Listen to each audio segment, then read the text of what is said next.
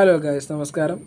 കഴിഞ്ഞ വീഡിയോയിൽ നമ്മൾ മലയാള സിനിമയുമായി ബന്ധപ്പെട്ട കുറച്ച് കാര്യങ്ങളാണ് ഡിസ്കസ് ചെയ്തത്. ഈ വീഡിയോയിൽ നമ്മൾ പ്രധാനമായിട്ടും പറയുന്നത് JC ഡാനിയൽ അവാർഡിനെ കുറിച്ചാണ്. മലയാള സിനിമയിലെ ഏറ്റവും വലിയ അവാർഡാണ് JC ഡാനിയൽ അവാർഡ് എന്ന് പറയുന്നത്. 1992 ഈ അവാർഡ് സ്ഥാപിക്കുന്നത്. അപ്പോൾ JC ഡാനിയൽ എന്ന് പറയുന്ന മലയാള സിനിമയുടെ പിതാവിനോടുള്ള ആദരസൂചകമായാണ് ഈ ഒരു അവാർഡ് നിലവിൽ വന്നിട്ടുള്ളത്.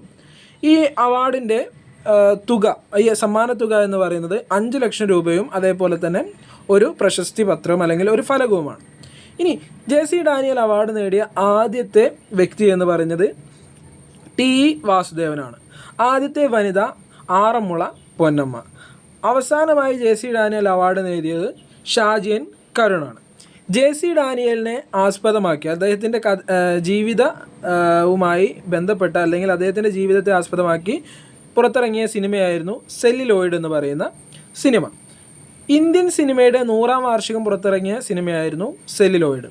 ഇനി ഇന്ത്യയിൽ ആദ്യമായി ഒരു ഇന്ത്യൻ സിനിമ പുറത്തിറങ്ങിയത് 1913 സെല്ലുലോയിഡ് എന്ന് പറയുന്ന സിനിമ പുറത്തിറങ്ങുന്നത് 2013.